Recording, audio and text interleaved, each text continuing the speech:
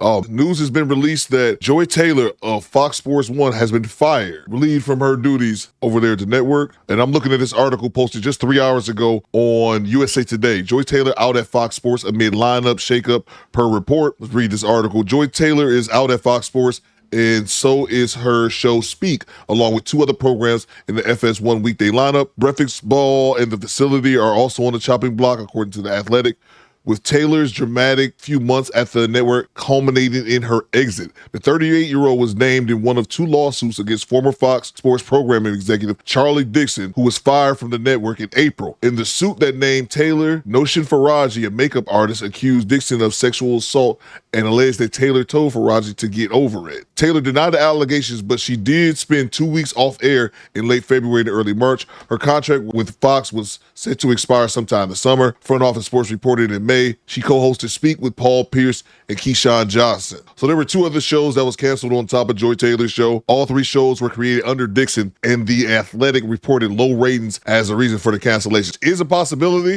so it looks to me like they finally got Joy Taylor about to pay. Exactly what Joy Taylor them about to say, because AOC ain't in the building.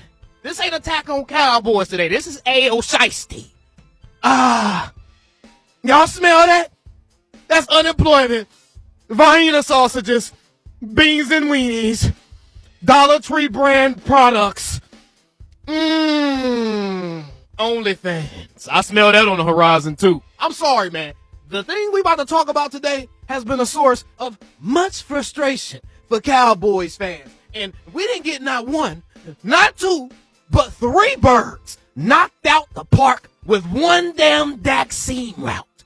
But we know where Emmanuel Acho's takes were coming from. They were coming from whatever he was doing to Joy Taylor in between shows at FS1. So earlier this year in January, FS1 was hit with a massive lawsuit with all types of sexual allegations. One of the ones being accused was Joy Taylor, along with Skip Bayless, who I don't believe was under contract with FS1 at the time, but Joy Taylor was. And that was earlier in the year. If you guys have forgot the details of that case, we'll play the clip right now. What is going on with Joy Taylor? What the fuck did she do? Allegedly, she was basically sleeping her way to the top. That's fucking crazy. This guy is like a VP at FS1, and it was because of this guy, Joy Taylor was allegedly sleeping with this guy, and that's the reason why she got to be the host of Undisputed, even though Skip Bayless said that he didn't want her to be the host because she didn't have experience on TV before hosting that show. And that gentleman's name is Charlie Dixon. He was the executive on Fox and was a married man. And then, allegedly, Joy Taylor was also sleeping with Emmanuel Acho, one of the other hosts of Speak, just so that she could become the host of that show. This is crazy. And then when the lady who brought forward the lawsuit told Joy Taylor that she shouldn't be sleeping with two guys like that who both have positions of power, especially when one of them is a vice president, Joy Taylor allegedly told her, don't worry, that when she's done with Mr. Dixon, that she would follow through on her plan to tell the company that he forced himself on her. Oh my God. Now, again, this is all alleged. This is allegedly. The lawsuit is still pending. It just got filed. That's how all of this came to light. But if this is all true, man, whew, that is fucking crazy.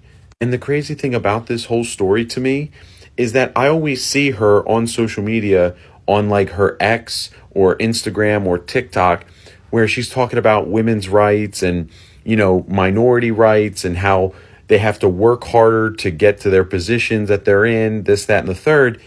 Meanwhile, the whole time, allegedly, she was just sleeping with people to get into those positions instead of working hard, which is what she was preaching the whole time. Facts. Holy shit. And then in the final piece of this lawsuit, the woman alleges that Skip Bayless offered her $1.5 million to sleep with her. $1.5 million, and he's married. What the fuck is going on over there in Fox? Holy shit, this is crazy.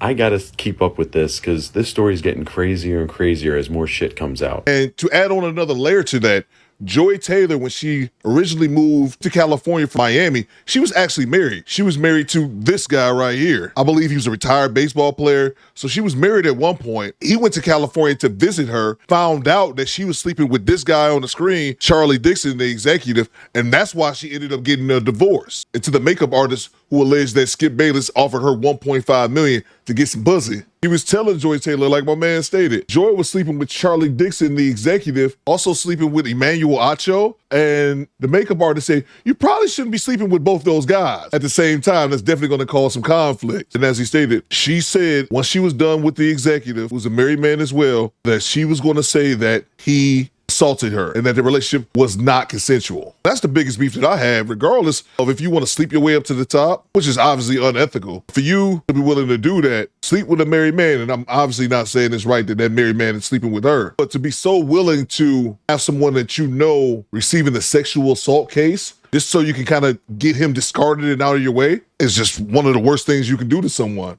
Shout out FS1. Thank you. We don't do Joy Taylors. She was pretty, sexy, but she was a dangerous woman. We can't have that. Thank you.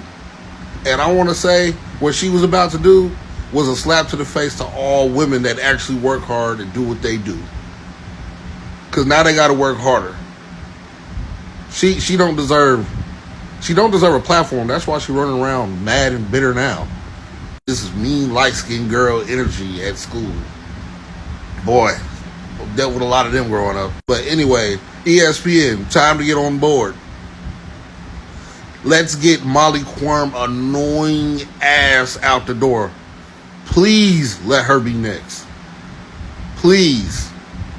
Molly has got to go.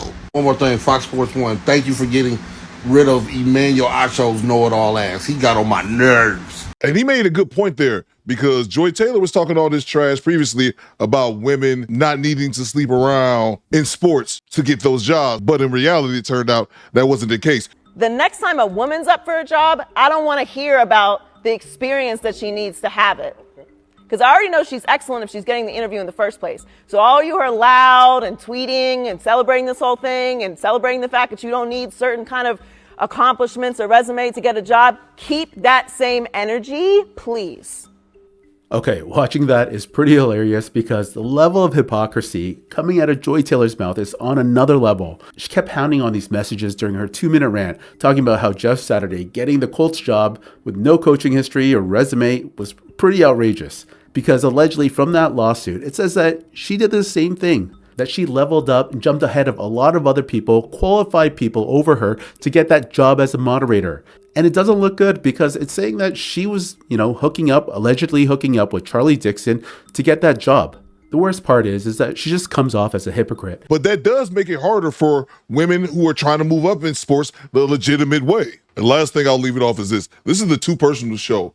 This was a podcast that previously belonged to both Joy Taylor and Taylor Rooks. And as you can see, all the videos have been taken down except the ones from 2 months ago. Because what happened was, and it's hilarious because I just seen the clip of Joy Taylor calling Taylor Rooks her best friend from an interview she did earlier in the year on The Breakfast Club. The minute that Joy Taylor got those accusations and that lawsuit came down for FS1, Taylor Rooks got the hell out of the podcast and said, bitch, you on your own. Do you guys think FS1's fire her was fair or unfair? Let me know. Do Better Squad. All out.